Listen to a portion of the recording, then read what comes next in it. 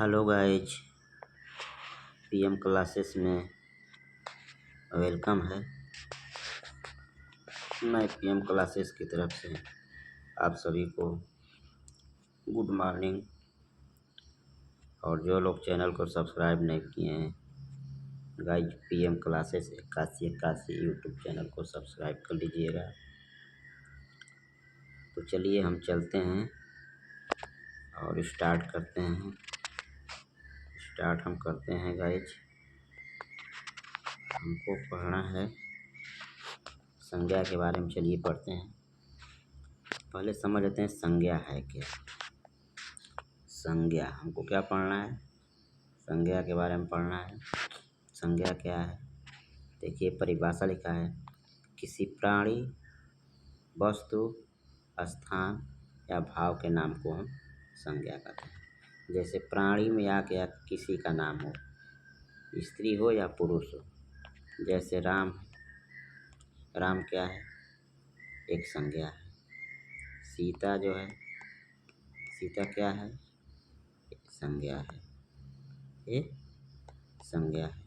तो राम भी आपका संज्ञा हो गया, सीता भी आपका संज्ञा है। ये प्राणी के अंतर्गत आएंगे। किसके अंतर्गत आएंगे, ये प्राणी के अंतर्गत आएंगे। ठीक है।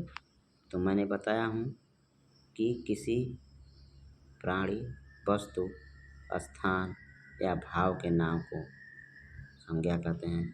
तो प्राणी हो ही गया, देख ही लिए। वस्तु देख लीजिए। वस्तु में जैसे हो गया आपका पुस्तक हो गया, पुस्तक हो गया, कलम हो गया, कुर्सी हो गया इत्यादि।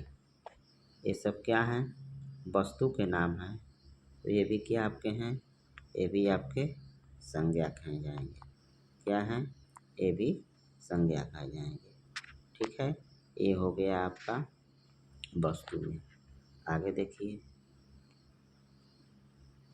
मैंने बताया किसी प्राणी, किसी वस्तु, किसी स्थान या भाव के नाम को संज्ञा कहते हैं। अब देखिए स्थान का नाम देखिए। स्थान के नाम में आ जाइए, स्थान के नाम में आ जाइए। जैसे देखिए दिल्ली हुआ, स्थान का नाम है, यह भी क्या हो जाएगी, अब संज्ञा हो जाएगी। मुंबई हुआ, ये भी स्थान का नाम है, संज्ञा हो जाएगी। ठीक है। राजस्थान हुआ, यह भी क्या हो जाएगी, संज्ञा हो जाएगी। तो ये स्थान का नाम है, तो यह भी आपका क्या हो जाएगा, ये भी आपका संज्ञा हो जाएगा। चलिए देख लेते हैं भाव के नाम को, देख लेते हैं भाव के नाम को। भाव में दिया है कि जैसे आपका बचपन है, बचपन, यह भी आप क्या हो जाएगी, संज्ञा हो जाएगी। तो आपको संज्ञा समझ में आ गया, आपको संज्ञा समझ में आ गया। देखिए स्थान के नाम को, ठीक, कोई भी स्थान हो, वस्तु के नाम को, कोई भी वस्तु हो, वस्तु के नाम को, प्राणी के नाम को, प्राणी के नाम को। प्राणी में जानते हैं आप ना, जितने भी जीव जगत से संबंधित है सब प्राणी में आएंगे। प्राणी के नाम को या कोई भी भाव, इन सबको क्या कहते हैं, इन सबको हम संज्ञा कहते हैं।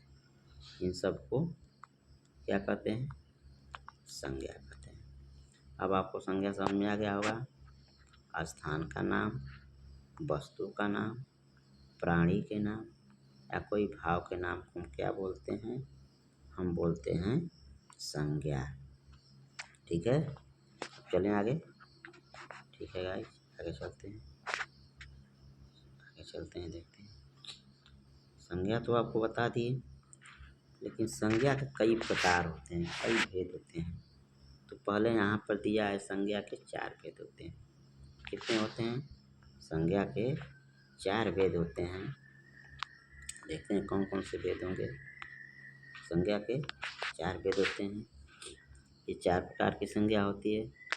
पहला दिया है व्यक्तिवाचक संज्ञा, दूसरा दिया है जातिवाचक, तीसरा भाववाचक और चौथा समूहवाचक संज्ञा। ठीक है, तो हम इसमें पहले को पढ़ेंगे व्यक्तिवाचक संज्ञा के बारे में। ठीक है, देखिए व्यक्तिवाचक संज्ञा में क्या दिया है। व्यक्तिवाचक संज्ञा में क्या दिया है, कह रहा है व्यक्तिवाचक में कि जिस व्यक्तिवाचक संज्ञा जिस शब्द से किसी विशेष व्यक्ति या स्थान का बोध होता है उसे हम व्यक्तिवाचक संज्ञा कहते हैं। जिस शब्द से कोई भी शब्द हो, शब्द कई प्रकार के होते हैं। शब्द से आपको वही शब्द है लेकिन आपको पता चले दुख है, लेकिन वही शब्द है लेकिन आपको पता चला कि बहुत खुशी है। ठीक ना, वही शब्द है जिससे आपको होगा कि पीड़ा है। तो शब्द के अनुसार जो है कि पता चलता है कि कौन सी संज्ञा है। तो व्यक्तिवाचक संज्ञा बोल रहे हैं हम जिस शब्द से किसी विशेष व्यक्ति स्थान का बोध हो उसे हम व्यक्तिवाचक संज्ञा कहते हैं। जैसे देख लीजिए, जैसे आगरा दिया है। आगरा यह एक स्थान का बोध करा रहा है आगरा शब्द। तो इससे हमको क्या पता चल रहा है, यह भी एक व्यक्तिवाचक संज्ञा है। विशेष स्थान का बोध हो रहा है ना, कह रहा है कि जिस शब्द से किसी विशेष स्थान का बोध हो। विशेष का मतलब कि वह स्थान जो प्रचलित हो, जिस फेमस हो, जिसको लोग जानते हैं, उसी स्थान की बात कर रहा है। ठीक ना, तो किसी विशेष व्यक्ति या स्थान का बोध हो, तो ये स्थान का बोध करा रहा है आगरा शब्द। ठीक है, तो यह आपका क्या हो गया, व्यक्तिवाचक संज्ञा हो गया। मोहन हो गया, देख लीजिए इसमें लिखा है मोहन। मोहन भी विशेष शब्द है। ठीक है, तो यह भी मोहन किसका बोध करा रहा है, मोहन भी किसी एक व्यक्ति का बोध करा रहा है। ठीक ना, व्यक्ति का बोध करा रहा है। बोध मीन्स होता है जानकारी, बोध मीन्स जानकारी होता है। ठीक है, तो जानकारी करा रहा है मोहन व्यक्ति का, तो यह भी क्या हो गया, व्यक्तिवाचक संज्ञा हो गया। ठीक है, आगे चलिए देखते हैं। तो स्थान का हो गया, व्यक्ति का बोध कराता है, उसे हम क्या कहते हैं, व्यक्तिवाचक संज्ञा कहते हैं। फिर से परिभाषा में जिस शब्द से किसी विशेष व्यक्ति या स्थान का बोध हो उसे हम व्यक्तिवाचक संज्ञा कहते हैं। देखिए इसमें दिया है, जैसे आगरा हो गया, मोहन हो गया, जमुना हो गया, कानपुर हो गया, संजीवनी बूटी हो गई, ये सब व्यक्तिवाचक संज्ञा के अंतर्गत आएंगे। किसके, ये सब व्यक्तिवाचक संज्ञा है, सब व्यक्तिवाचक संज्ञा है। ठीक है, अब चलते हैं आगे, समझ में आ गई बात। ये सब क्या है, ये सब व्यक्तिवाचक संज्ञा के अंतर्गत आएंगे। कौन कौन आएंगे, किसी विशेष व्यक्ति, वस्तु और स्थान का नाम आ जाता है तो हम क्या कहते हैं, व्यक्तिवाचक संज्ञा कहलाती है। चलिए अब चलते हैं आगे दूसरे नंबर पे। ठीक, संज्ञा के प्रकार में दूसरे प्रकार को देखते हैं, संज्ञा के भेद में दूसरे भेद को देखते हैं।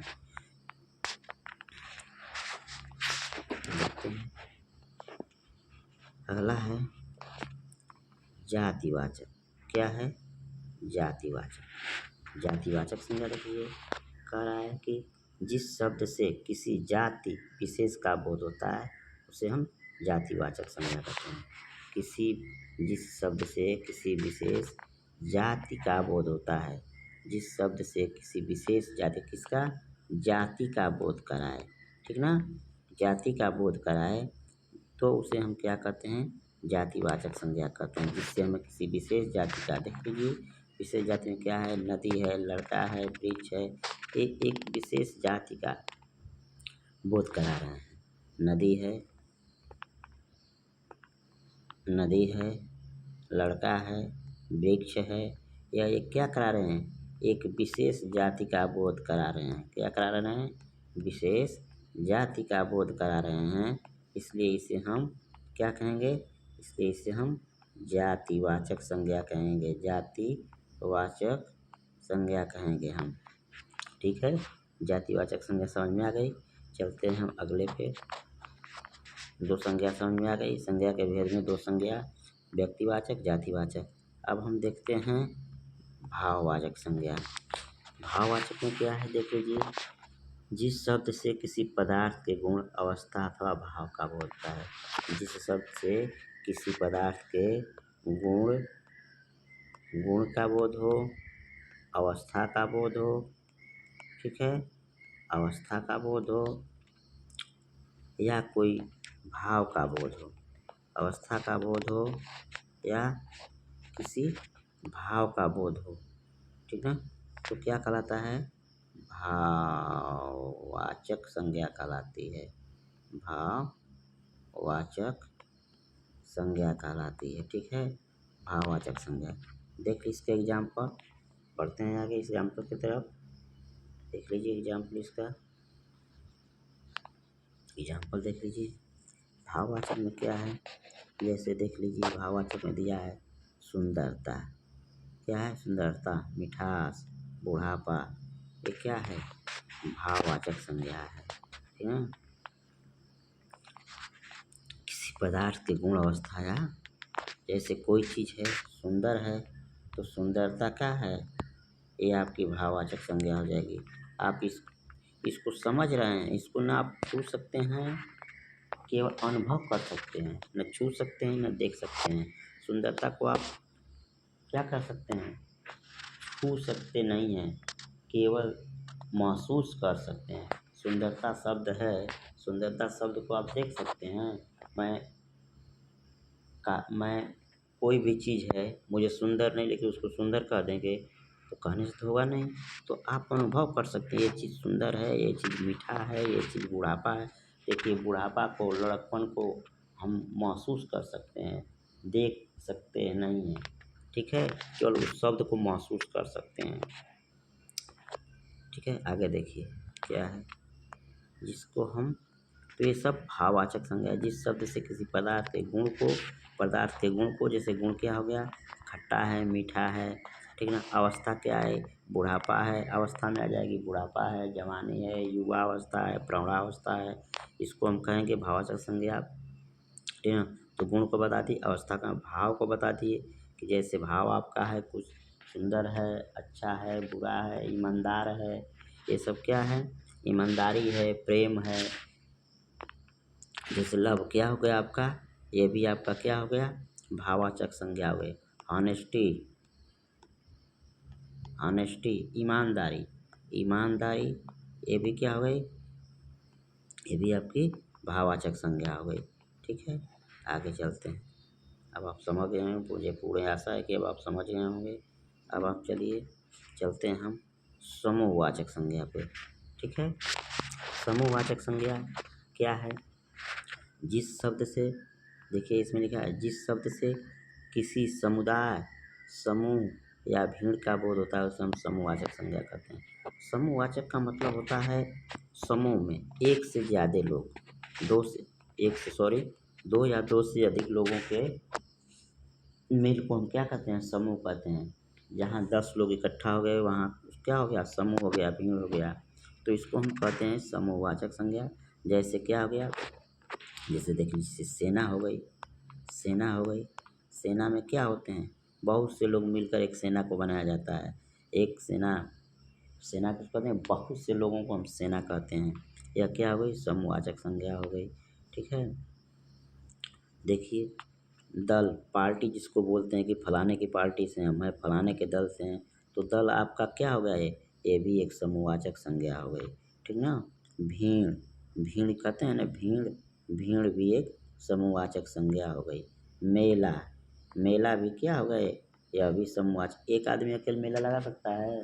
दो आदमी अकेले मेला लगा सकते हैं? दो आदमी केवल मिलके नहीं लगा सकते हैं। मेले के लिए बहुत लोगों की संख्या चाहिए, तो मेला आपका भी समूहवाचक संज्ञा में आ जाएगा। ठीक है, करेक्ट। आगे चलते हैं। तो आपका इस तरह से संज्ञा के जो हैं 5 भेद हो गए, व्यक्तिवाचक, जातिवाचक, भाववाचक और समूहवाचक। व्यक्तिवाचक मैं बता ही दिया हूँ, जातिवाचक आप जाने गए, भाववाचक बता ही दिया, समूहवाचक बता ही दिए। ठीक है, तो इस तरह से संज्ञा आप जाने गए, संज्ञा क्या चीज़ होती है और संज्ञा कितने प्रकार की होती हैं। तो संज्ञा आप बता ही दिए हैं, किसी प्राणी, वस्तु, स्थान या भाव के नाम को हम संज्ञा कहते हैं। ठीक है, संज्ञा के भेद 4 बता ही दिए। चलिए अब चलते हैं सर्वनाम को। अब चलते हैं किस पे, सर्वनाम को। देख लीजिए सर्वनाम क्या है। चलते हैं सर्वनाम पे, देख लीजिए सर्वनाम क्या है। 1 मिनट। अब सर्वनाम को देख लीजिए, सर्वनाम क्या है, इसको भी थोड़ा हम लोग देख लें, थोड़ा सा सेटअप कर लें इसका।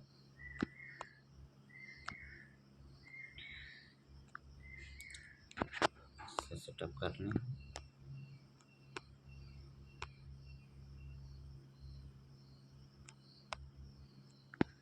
चलिए हो गया। देखिए अब है आपका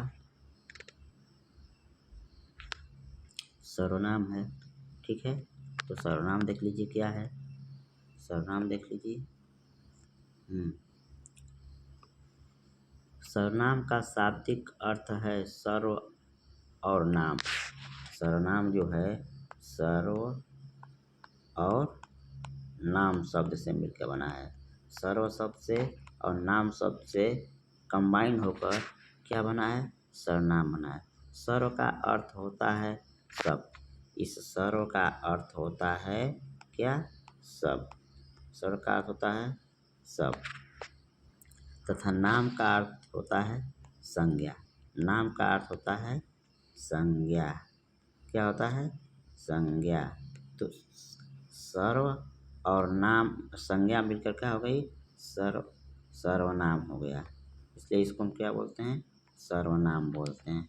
ओके, सर्वनाम शब्द सर्व और नाम से मिलकर बना है। सर्व का अर्थ है सब और नाम का अर्थ है संज्ञा। तो क्या हो गया, इसको हम बोलते हैं सर्वनाम। दोनों को मिलाने पर हम क्या बोलते हैं, सर्वनाम हो जाता है। इस पर सर्वनाम सभी प्रकार की संज्ञाओं का बोध कराता है। सर्वनाम जो होता है, जितने भी संज्ञा हैं सभी प्रकार की संज्ञाओं का सर्वनाम बोध कराता है। ठीक है, बोध में जानकारी कराता है। यह एक प्रकार की संज्ञाओं का बार बार प्रयोग नहीं होता। सर्वनाम जो है सर्वनाम जो है क्या करता है, एक ही प्रकार की संज्ञा को बार बार प्रयोग नहीं होता है। ठीक है, जैसे मान लो राम है, मोहन है, सीता है, तो हमको बुलाना है। तो अब बुलाएंगे तो कहेंगे ए राम तुम आओ, ओए मोहन तुम आओ, ओए मोहन सीता आओ, राम आओ, मोहन आओ, ऐसे कहेंगे नाम नहीं करना। लेकिन जब सर्वनाम का प्रयोग करेंगे तो सीधा कह देंगे हम कि तुम लोग यहाँ आओ। तुम लोग, जब तुम लगा देंगे तो तुम सर्वनाम है और तुम लगा दोगे, तीनों लोग आ जाएंगे, राम सीता मोहन।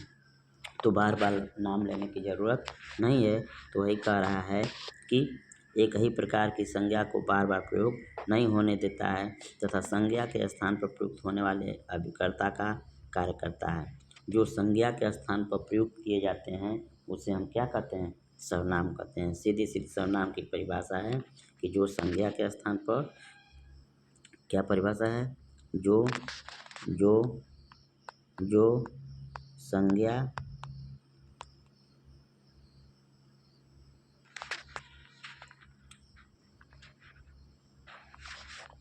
प्रयोग किए जाते हैं उसे हम क्या कहते हैं, सर्वनाम कहते हैं। जो संज्ञा के स्थान पर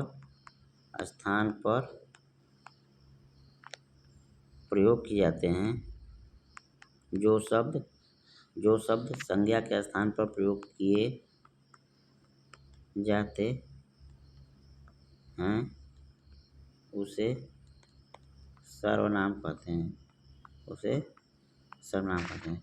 जो शब्द संज्ञा के स्थान पर प्रयोग किए जाते हैं उसे हम सर्वनाम कहते हैं। ठीक ना, जो शब्द संज्ञा के स्थान पर प्रयोग किए जाते हैं उन्हें हम सर्वनाम कहते हैं। जैसे क्या क्या प्रयोग किए जाते हैं, देख लीजिए। वह हो गया, वे हो गए, हम हो गया, तुम हो गए, यहाँ हो गया, वहाँ हो गया, उनका हो गया, हमारा हो गया, ये सब जितने भी ये सब हैं, ये क्या हैं? सर्वनाम हैं।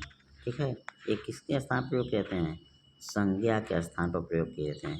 जैसे हम को बुलाना है, श्वेता को बुलाना है, हमें श्वेता को बुलाना है, ठीक ना?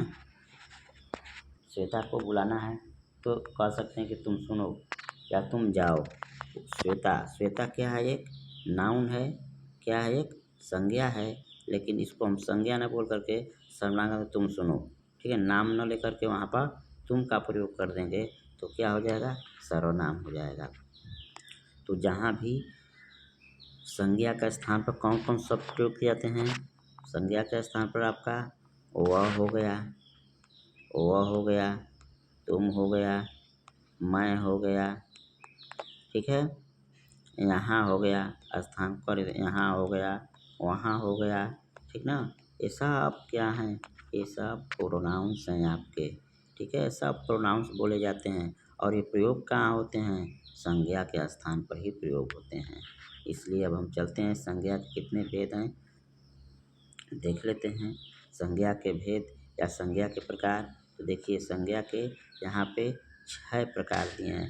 पहला है पुरुषवाचक, दूसरा है निश्चयवाचक, तीसरा है अनिश्चय, चौथा है संबंधवाचक सर्वनाम, प्रश्नवाचक सर्वनाम और निजवाचक सर्वनाम।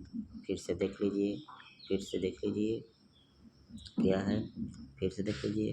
पहला है पुरुषवाचक सर्वनाम, दूसरा है निश्चयवाचक सर्वनाम, तीसरा है अनिश्चयवाचक सर्वनाम, चौथा है संबंधवाचक सर्वनाम और पांचवा है प्रश्नवाचक सर्वनाम और छठवां है आपका निजवाचक सर्वनाम। तो हम पहले देखेंगे किसको? पुरुषवाचक सर्वनाम को देखेंगे हम पहले देखेंगे पुरुषवाचक सर्वनाम को। देखिए पुरुषवाचक सर्वनाम क्या है? जिस सर्वनाम का प्रयोग, देखते रहिए, जिस सर्वनाम का प्रयोग किसी पुरुष के स्थान पर हो, जिस सर्वनाम का प्रयोग किसी पुरुष के स्थान पर हो उसे पुरुषवाचक सर्वनाम कहते हैं। जैसे हम का प्रयोग किसी पुरुष के लिए कर सकते हैं, तुम का प्रयोग किसी पुरुष के लिए कर सकते हैं, वह का प्रयोग किसी पुरुष के लिए कर सकते हैं, वे लोग का प्रयोग किसी पुरुष के लिए कर सकते हैं, ठीक है? इन सारे शब्दों का प्रयोग हम किसी पुरुष के लिए कर सकते हैं। हम हुआ, तुम हुआ, वह हुआ, वे लोग हुए, इसका प्रयोग हम किसी पुरुष के लिए करते हैं तो ये पुरुषवाचक सर्वनाम हैं। इसमें लिख दिया है कि जिस सर्वनाम का प्रयोग किसी पुरुष के स्थान पर उसे पुरुषवाचक किसी पुरुष के लिए करते हैं उसे हम पुरुषवाचक सर्वनाम कहते हैं। आगे देखते हैं दूसरा आपका क्या है? ये है आपका निश्चयवाचक, ये है आपका निश्चयवाचक। तो इसको देख लेते हैं। जिस सर्वनाम का प्रयोग या जिस सर्वनाम द्वारा, आपको सर्वनाम बता ही दिए हैं कि संज्ञा के स्थान पर प्रयोग किए जाने वाले शब्दों को सर्वनाम कहते हैं। तो देख लीजिए निश्चयवाचक सर्वनाम, जिस सर्वनाम द्वारा किसी वस्तु या नाम का ठीक ठीक ज्ञान होता है उसे हम निश्चयवाचक सर्वनाम। ठीक ठीक, जैसे एकदम यह है तो यह है, वह है तो वह है, ठीक है? तो देख लीजिए, जिस सर्वनाम से के द्वारा किसी वस्तु या नाम का ठीक ठीक सटीक ज्ञान होता है उसे हम निश्चयवाचक सर्वनाम कहते हैं। जैसे यह हुआ, यह मोबाइल मेरी है, तो यह एकदम जोर लगा कह रहा है, जिस पर जोर लगा कहा जाए निश्चयवाचक है। वे जा रहे हैं, ठीक है? तो वह क्या हो गया? निश्चयवाचक सर्वनाम, ठीक ना? ये लोग गिने चुने लोग हैं, ये जो हो गया एकदम पूरा फोर्स के साथ कह रहा है कि ये हैं, ठीक है? तो यह आपका निश्चयवाचक सर्वनाम है। फिर से मैं कह रहा हूँ, जिस सर्वनाम द्वारा किसी वस्तु या नाम का ठीक ठीक ज्ञान हो, एकदम सटीक एकदम से ज्ञान हो, ठीक है? तो उसे हम क्या कहते हैं? निश्चयवाचक, निश्चयवाचक सर्वनाम कहते उसे हम निश्चयवाचक सर्वनाम कहते हैं। यह भी संज्ञा के ही से ही बने हैं, लेकिन ये सर्वनाम है। बार बार सर्वनाम का मतलब बार बार संज्ञा का नाम नहीं लेना पड़ता है। सर्वनाम का मतलब बार बार। तो ये सर्वनाम के भेद में निश्चयवाचक सर्वनाम थी। अब हम आगे देखते हैं क्या है। फिर से आगे देखते हैं निश्चयवाचक के बाद क्या है। चलिए निश्चयवाचक के बाद देख लेते हैं। निश्चयवाचक के बाद देख लेते हैं। चलिए निश्चयवाचक के बाद है अनिश्चयवाचक। अनिश्चयवाचक देखिए इसमें क्या दिया है। अनिश्चयवाचक सर्वनाम जिस सर्वनाम का प्रयोग किसी निश्चित व्यक्ति या वस्तु के लिए होता है उसे हम अनिश्चयवाचक सर्वनाम कहते हैं। जैसे कोई, कुछ। अब देख लीजिए कोई दिया है तो कोई में कन्फर्म नहीं कि कौन, ठीक है। तो जब कन्फर्म नहीं कौन तो ये आपका अनिश्चयवाचक सर्वनाम है, ठीक है। कुछ मैंने आपको कहा कि कुछ पेन दीजिए, तो कुछ में क्या पता चलेगा उसको 1 पेन दें कि 2 पेन दें कि 4 पेन दें कि 4 पेन 5 पेन दें, ठीक है। आप किसी शॉप पे गए, आप कहे आप किसी जनरल स्टोर पे गए या आप किसी परचून किराने की दुकान पर गए, आप कहेंगे कि भैया मुझे कुछ चीनी दे दीजिए, तो कुछ का मतलब क्या समझेगा वो, आपको 1 केजी देगा कि आधा केजी देगा कि 5 केजी देगा, पता नहीं ना है। तो इसलिए इसको हम अनिश्चयवाचक की कैटेगरी में लाते हैं। गाइज आप समझ गए होंगे मैं क्या कहना चाहता हूँ, ठीक है। तो अनिश्चयवाचक जिसमें कोई निश्चितता ना हो, ठीक है, कोई उसका लिमिट ना हो, पता ही नहीं चले। हम कहें कि मुझे कुछ रोटियां दीजिए, तो कुछ का मतलब उसको कितनी रोटी देंगी, 1 दोगी कि 2 दोगी, 5 दोगी, क्या दोगी, नहीं समझ में आ रहा है। तो इसको हम कहते हैं अनिश्चयवाचक सर्वनाम। अब आपका आ गया संबंधवाचक सर्वनाम। देख लीजिए वे सर्वनाम जो किसी व्यक्ति या वस्तु का संबंध प्रकट करें जो किसी व्यक्ति या वस्तु का संबंध प्रकट करता है उन्हें संबंधवाचक सर्वनाम कहते हैं। जैसे देखिए जो पढ़ेगा, एग्जाम्पल है, जो पढ़ेगा वह उत्तीर्ण होगा।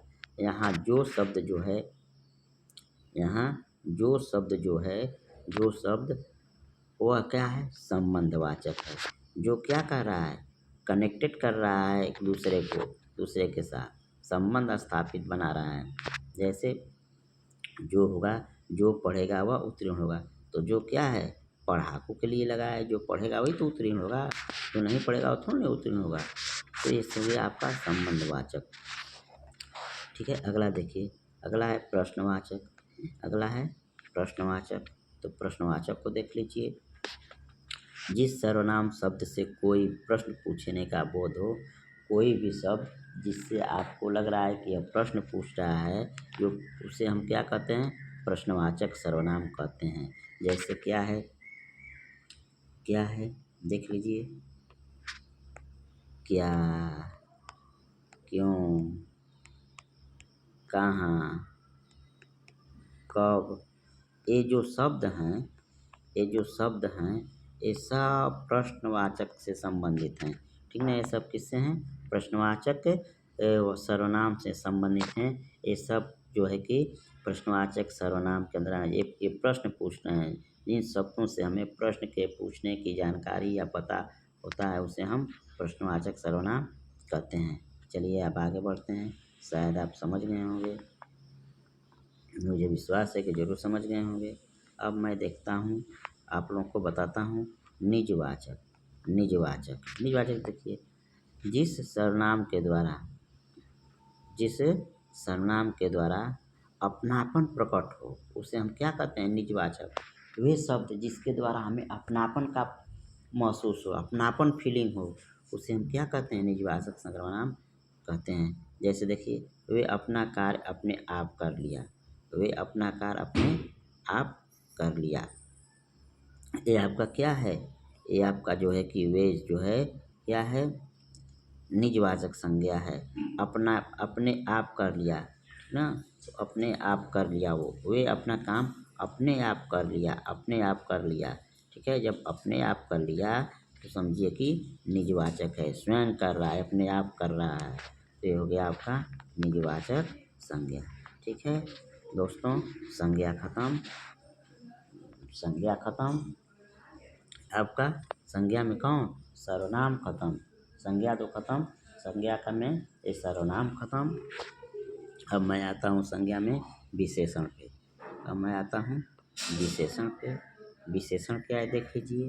विशेषण क्या है? परिभाषा कह रहा है विशेषण का कि क्या है विशेषण? संज्ञा अथवा सर्वनाम की विशेषता प्रकट करने वाले सब विशेष कहते हैं। संज्ञा, संज्ञा, संज्ञा और सर्वनाम। मैं अभी दोनों पढ़ाया हूँ आपको। संज्ञा और सर्वनाम की जो विशेषता प्रकट करता है उसे हम क्या कहते हैं? विशेषण कहते हैं। जैसे राम मेहनती है, ठीक है। राम मेहनती, इस वाक्य में मेहनती शब्द जो है आपका, मेहनती शब्द जो है विशेषता प्रकट कर रहा है। अतः मेहनती क्या हो गया आपका? मेहनती आपका विशेषण हो गया। मेहनती शब्द आपका क्या हो गया? ये विशेषता प्रकट कर रहा है कि नहीं बहुत मेहनती है, ठीक ना। ये आपका विशेषण हो गया। कह देंगे कि राधा बहुत कामचोर है। राधा, राधा, राधा कामचोर है, तो कामचोर क्या हो गया? कामचोर आपका क्या हो गया? कामचोर आपका क्या हो गया? विशेषण हो गया। ठीक है, अब चलते हैं आगे। क्रिया विशेषण। क्रिया विशेषण देख लीजिए। क्रिया विशेषण क्या है? क्रिया विशेषण प्रकट करने वाले क्रिया विशेष, देखिए क्रिया की विशेषता प्रकट करने वाले सब क्रिया विशेष कहते हैं। जैसे मोहन तेज दौड़ता है, तो ये तेज क्या हो गई? ये क्रिया दौड़ने की विशेषता प्रकट कर रहा है कि तेज दौड़ता है कि स्लो दौड़ता है। तो तेज, स्लो, ये क्या हो जाएगा? या धीमा, ठीक है। ये सब क्या हो जाएगा? विशेषता प्रकट करने वाले शब्द हैं। तो ये क्रिया विशेषण या क्रिया की विशेषता प्रकट करते हैं, ठीक है ना। क्रिया की विशेषता प्रकट करने वाले शब्दों को हम क्रिया विशेषण कहते हैं, ठीक है। क्रिया क्या है देख लीजिए। क्रिया क्या है देख लीजिए। क्रिया आप देख लीजिए क्या है। एक मिनट देखिए, एक सेट कर लेने दीजिए हमको, नहीं हो पा रहा है। चलिए मैं इसको बता रहा हूँ। देखिए क्रिया क्या है। क्रिया क्या है? जब किसी वाक्य में किसी कार्य का करना या होना पाया जाता है तो हम उसे क्रिया कहते हैं। जब किसी वाक्य में, जैसे राधा जाती है, तो ये पूरा आपका वाक्य हो गया। पूरा क्या हो गया? आपका वाक्य हो गया। तो कह रहा है कि जब किसी वाक्य में किसी कार्य का करना या होना पाया जाता है उसे हम क्रिया। जैसे राम जाता है, ठीक है, राधा जाती है, तो जाती आपका क्या हो गई? क्रिया हो गई। जाना सब क्रिया है। इसी प्रकार खाना पीना आदि सब क्रिया। जैसे राधा खाती है कह दूँगा, मोहन बोलता है कह दूँगा, तो खाती है बोलता है। मैं कह दूँगा कि तुम नहाते स्नान कर रहे हो, तो स्नान करना आपकी क्या हो जाएगी? क्रिया हो जाएगी। सॉरी गाइज, आपको समझ में आ गया होगा। मुझे आशा है कि आपको समझ में आ गया होगा, ठीक है। अब मैं चलता हूँ काकर्णिक कोटिया पदभेद। काकर्णिक कोटिया पदभेद, तो इसको रहने दीजिए। अब अगले वीडियो में आपको पढ़ाएंगे, ठीक है। और गाइज तब तक के लिए आप लोगों से बाय बाय। आप मेरी वीडियो को देखिए, ध्यान से पढ़िए और कमेंट करके बताइए मेरी वीडियो आपको कैसी लगी, ठीक है। Bye bye.